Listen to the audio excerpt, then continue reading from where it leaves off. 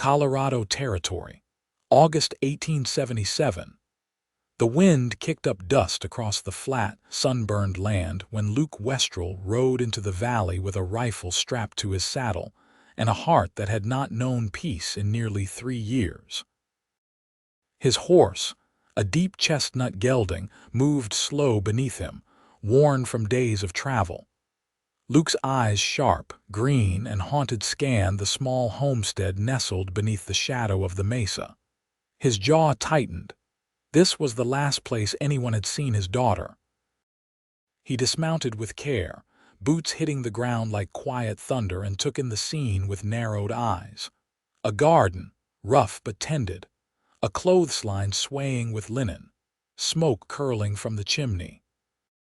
And running out the front door barefoot, laughing, was a little girl no older than 6, her dark curls bouncing behind her. Luke's breath caught in his throat. "Vera, not so fast," came a woman's voice from inside. The girl turned at the porch, smiling wide. "I am fast, Mama."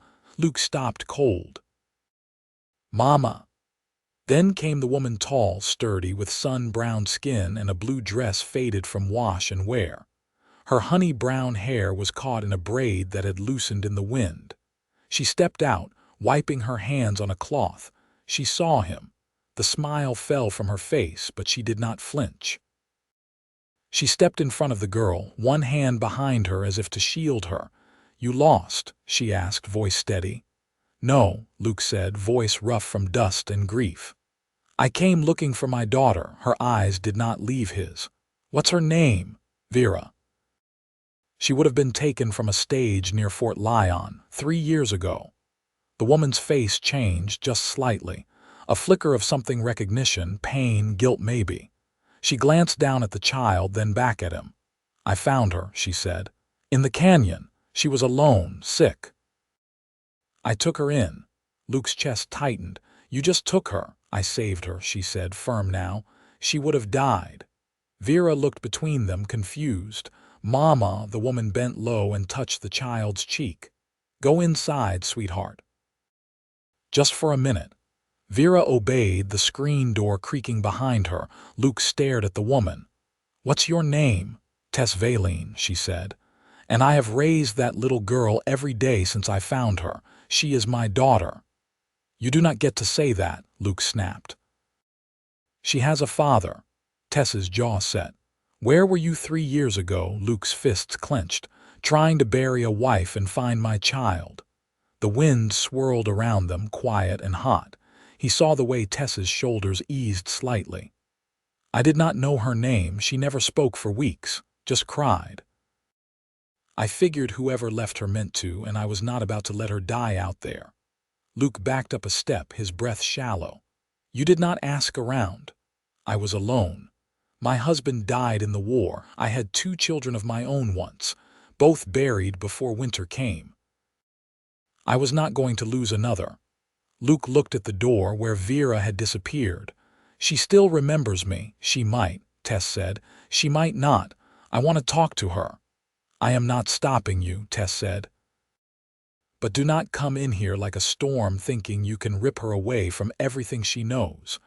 Luke looked her straight in the eye. "I am her father. And I am the one who held her when she screamed through the night," Tess said, her voice shaking now.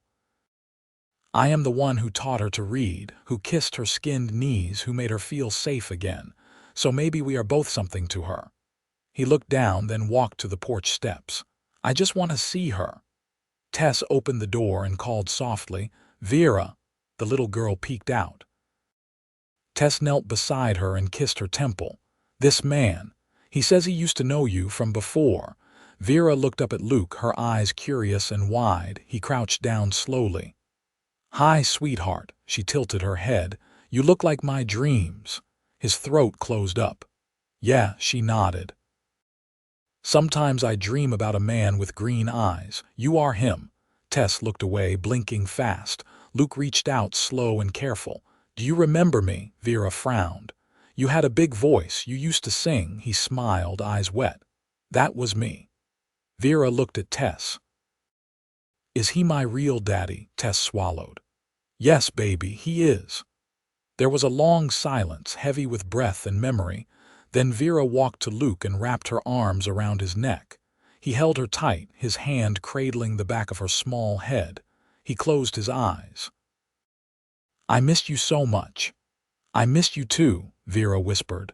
Later, after Vera fell asleep in her small bed, Luke stood on the porch with Tess, the stars bright above them. He looked at her with something softer in his face. "You saved her," he said. "I did what anyone would have done." "No," he said. "Not anyone." Tess crossed her arms, uneasy. "What are you going to do now?" Luke looked out over the dark land. "I do not know. I came to find my daughter, and I did, but I did not expect to find her. Home." Tess said nothing. "You took care of her when I could not. I owe you more than I can say." "You do not owe me anything," she said quietly. "Just do right by her." He turned to her. "How do I do that? Take her back to a life she does not remember, rip her from everything she knows." "That is your call," Tess said. Luke shook his head. "I never thought it would be this hard." Tess looked at him, and something passed between them. Not anger, not fear, just understanding. Two people who had both lost too much and found something worth holding on to. "You are welcome to stay here a while," she said, voice low. He looked at her, surprised. "For Vera," she added. He nodded. "Thank you." But as he looked into her eyes, he knew it was not just for Vera. Something else had started here. Something quiet and unexpected, and he was not ready to walk away from it. The morning came in slow, pale streaks of light across the land, filtering through the cotton curtains into the kitchen where Tess stood at the counter, slicing dried apples into a tin pot. A faint clatter of hoofbeats outside drew her eyes through the window. Luke was already tending the fence line, sleeves rolled to the elbow, sweat darkening the back of his shirt despite the early hour. She stirred the pot over the stove, letting the silence settle between the walls. Vera was still asleep, curled up with her rag doll, her breathing soft and even. Tess leaned against the counter, hand wrapped around her coffee tin, and watched the steam curl up like smoke from a fire that wouldn't quite go out. The door creaked open behind her. Luke stepped in, brushing dirt from his palms. "Bottom strand on the east side's loose. Something's been rubbing it raw." Tess poured him a cup without asking. "Could be that mule deer again. Comes down from the ridge when the creek dries up." He accepted the tin and drank, standing near the stove but not quite leaning. "I'll mend it before noon." She nodded, then turned back to the pot. "You planning on staying in the barn again tonight? Only if I'm wearing out my welcome." Tess looked over her shoulder. "You're not." He looked down into his coffee, then out the window. "She sleep all right," didn't stir once. Luke's shoulders eased. "That's good," the kettle hissed. Tess lifted it off the heat and poured a splash into the apples, stirring slow. Luke set his tin down. "You've done more for her than I can ever repay. She's not a debt." "I know," he said. "But I can't just take her and not think about what it would do." Tess turned, wiping her hands on her apron. "I never asked you to leave her." His gaze met hers. "Would you want me to?" She didn't answer at first. The only sound was the low simmer behind her. "I want what she wants," she said finally. "And she's not old enough to know what that is yet." Luke nodded. "Then maybe I stay a while longer, let her get used to me." Tess stepped aside as he reached for a plate. "There's cornbread in the pan. Still warm." He broke off a piece and bit into it, chewing slow. "You grind your own corn. Neighbor down the ridge lets me use his mill once a month. We trade eggs for the favor." Luke brushed a crumb from his lip. "You always manage on your own." She turned back to the stove. "Had to." He studied her for a moment, then glanced toward the back room. "She still likes stories before bed," Tess half smiled. "Especially the ones with bears and buckskin heroes." Luke looked thoughtful.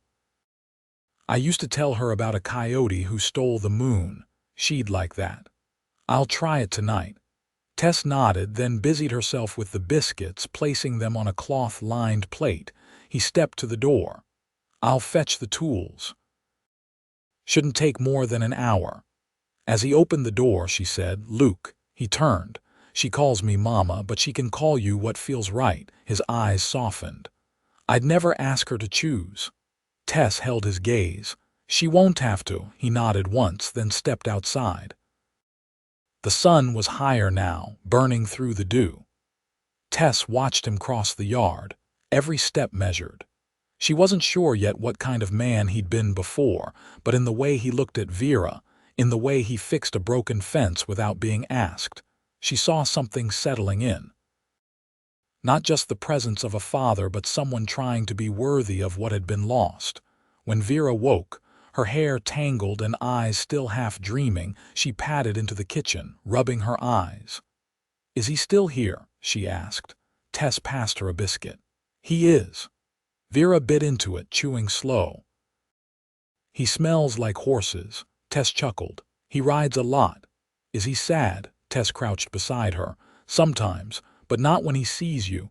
Vera thought about that, then whispered, I had a dream, he sang again.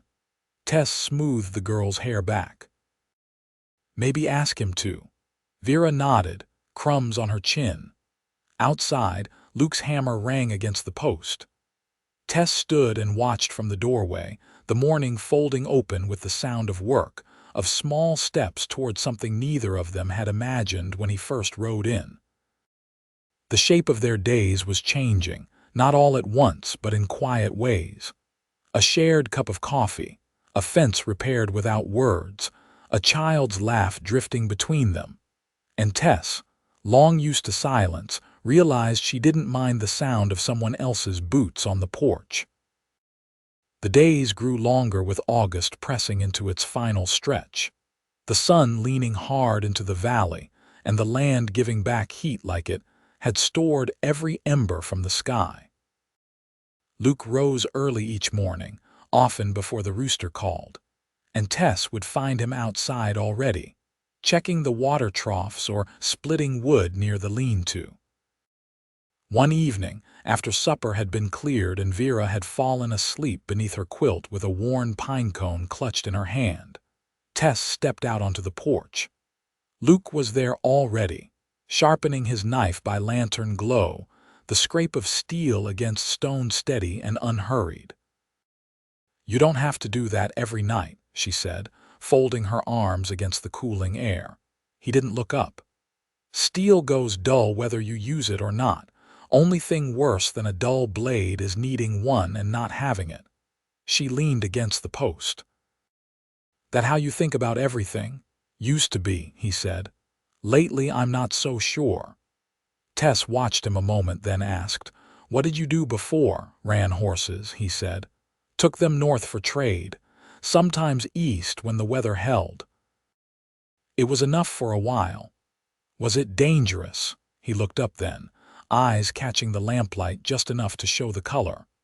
Everything was dangerous after the war. Men didn't come back right.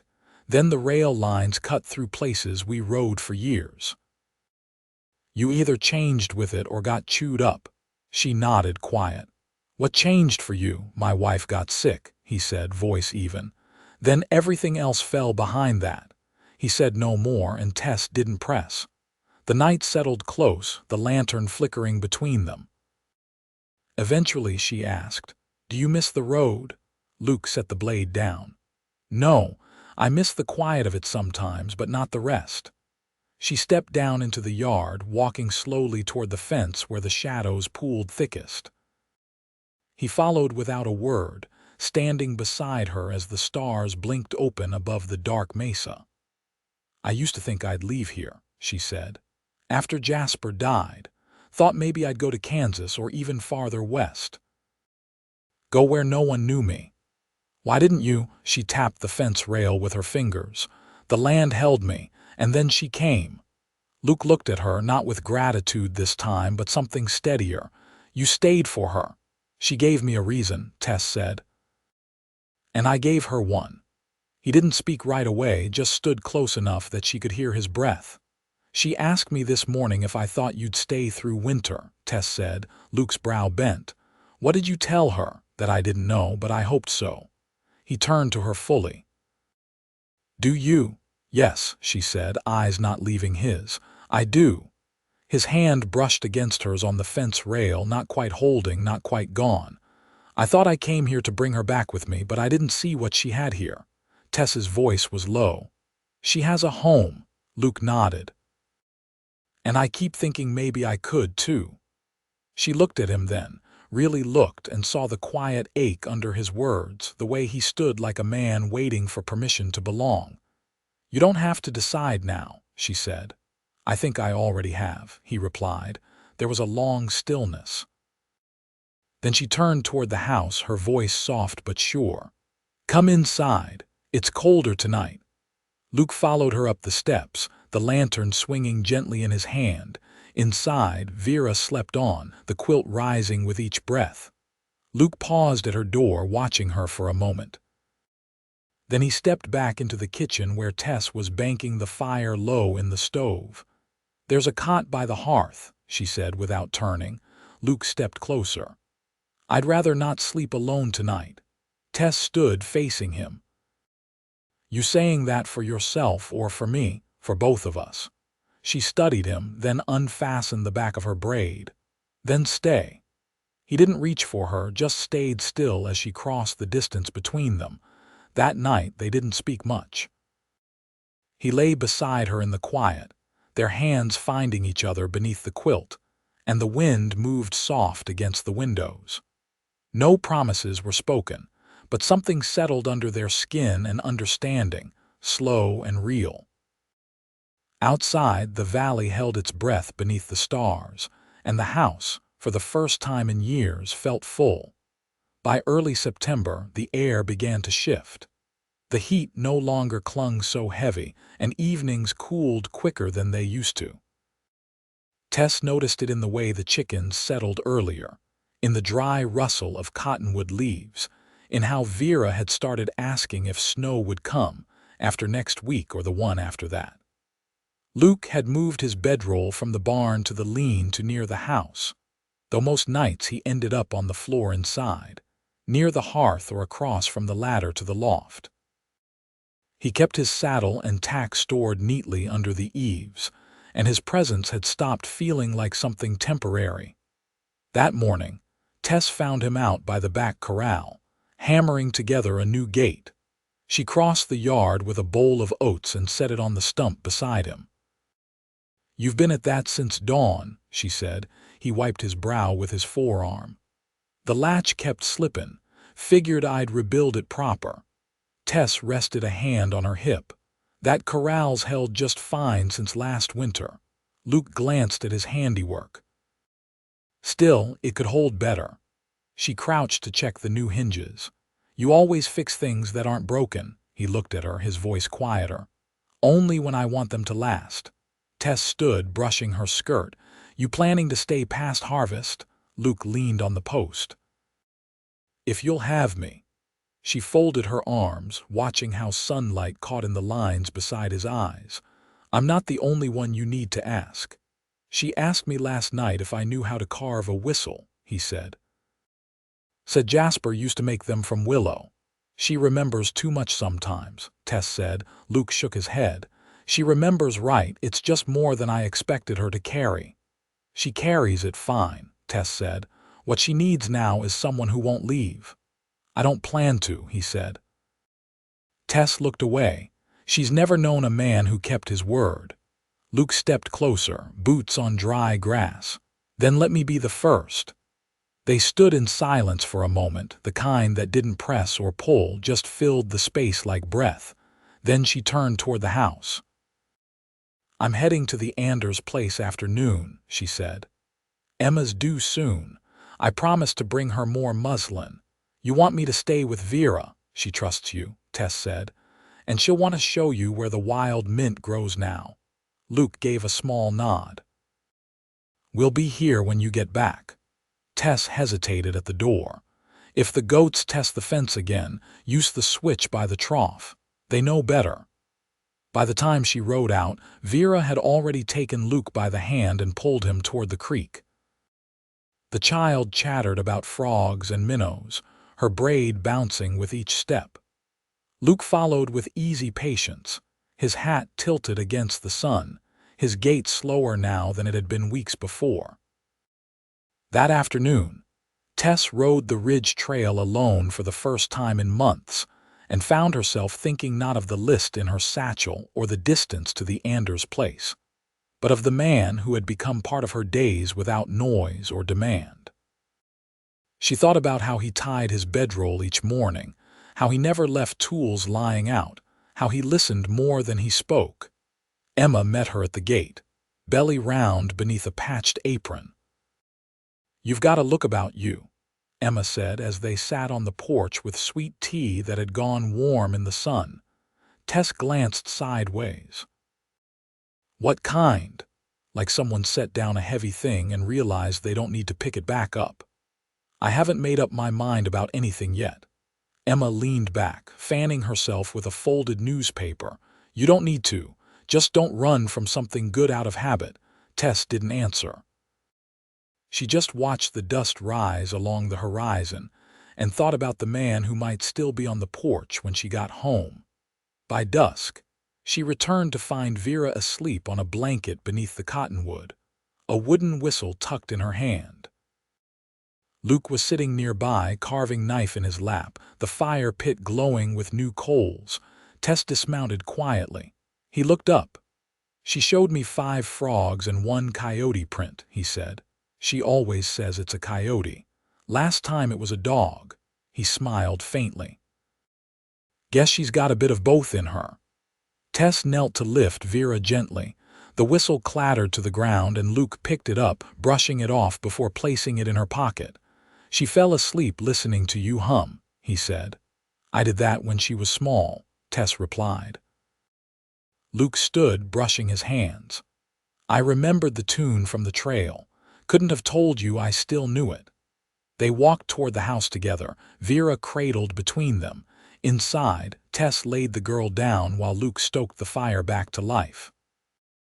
When she returned to the kitchen, he had already set 2 cups on the table. "She said you build things to last," Tess said. "I try," he said. She took the seat across from him.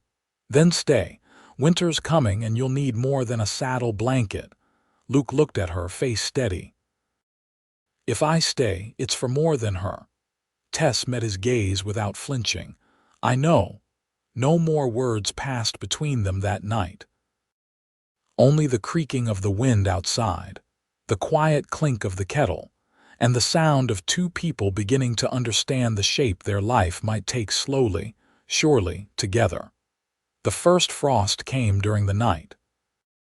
Tess woke to the sound of the wind slipping through the cracks of the shutter, the cold settling deep in the floorboards.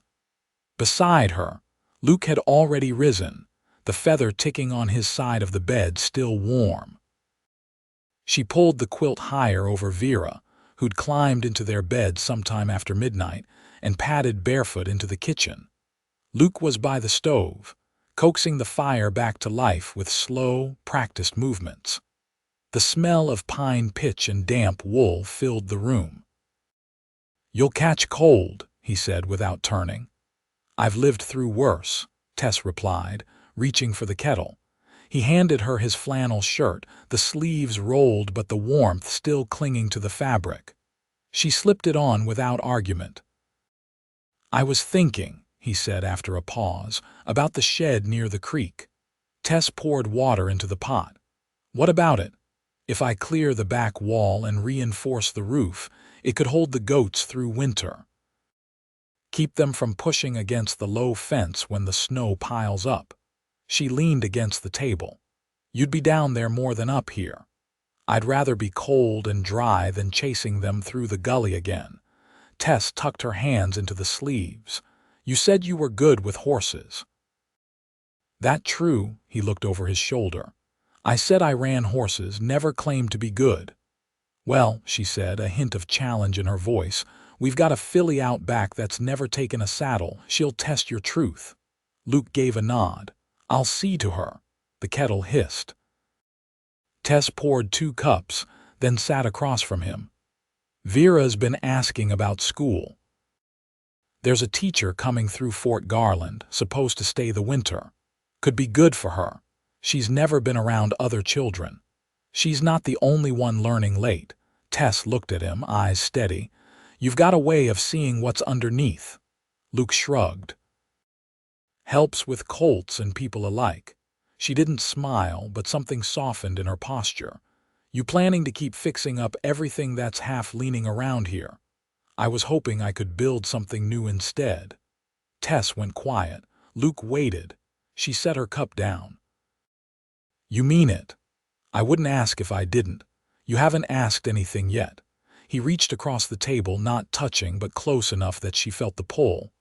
I've never asked a woman for her hand, never thought I'd want to, but I want to build a life here with you, not just for Vera. For all of us. Tess stared at his hand, then met his eyes. I buried a man who promised me every right thing, and I spent years learning how to stand again. I'm not him. I know. Luke waited. She reached forward, fingers fitting into his. You'll have to court me proper. I will, he said. I'll ask again when I've earned it. You already have, Tess whispered. Outside, the frost began to melt in the sun, trailing down the window panes like tears that never fell. The valley breathed in the light, and inside the kitchen, they sat with the warmth of the fire and the quiet promise of something just beginning. That afternoon, Luke saddled the filly with slow hands, speaking low to her as she danced beneath the rope. Tess watched from the rail, Vera beside her with mittens too big for her hands. The colt bucked once, then settled under his steady voice. He's gentle, Vera said. Tess nodded. Yes. They spent the short daylight hours in shared work. Tess mended the torn hem of her best dress while Luke built a brace for the sagging doorway.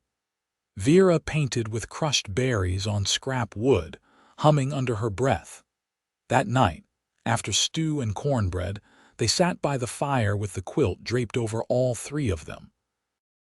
Luke read aloud from a church tract Tess had found in the bottom of the cedar chest, his voice low and even as Vera leaned against his side, drowsy and warm.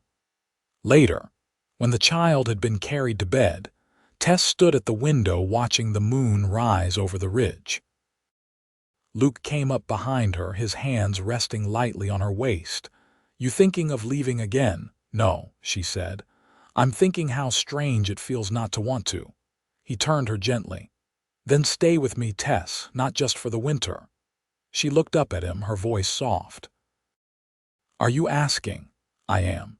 She leaned into his chest. Then yes. He kissed her slow, like a man who had waited a long time to touch something delicate without breaking it. In the weeks that followed, the shed was converted, the goats kept dry, and the filly took to her saddle. Luke worked with Mr. Anders to bring in hay from the high fields and cut enough kindling to last through March. Tess taught Vera how to sew a straight hem and sent off a letter to the traveling teacher from Fort Garland. They married before year's end, in a small gathering beneath the cottonwood, the ground covered in new snow. Emma stood witness, and Vera danced in a dress Tess had once worn long ago. Luke carved a ring from horn and polished it smooth. He slipped it onto Tess's finger with hands that had learned how to hold without pressing. Through the long winter, they lived in the rhythm of shared labor and quiet joy. Luke built a cradle for the child they hoped for. Tess taught him how to bake with dried fruit, laughing when he burned the first pan. Vera practiced her letters by the fire, now calling him Pa with the easy certainty of belonging. When the thaw came, the land softened, and the wild mint returned by the creek. They gathered it together, Tess with her skirts tucked high, Luke with a basket, Vera with her sleeves stained green. Tess stood on the bank, the sun on her face, watching Luke lift their daughter into the air. She reached for his hand as he came back to her. Their fingers laced together in the simple, quiet way of those who have chosen one another completely. And in the wide, open sky of the Colorado Territory, beneath the changing light, Tess and Luke Westrell built a home that would never again be empty.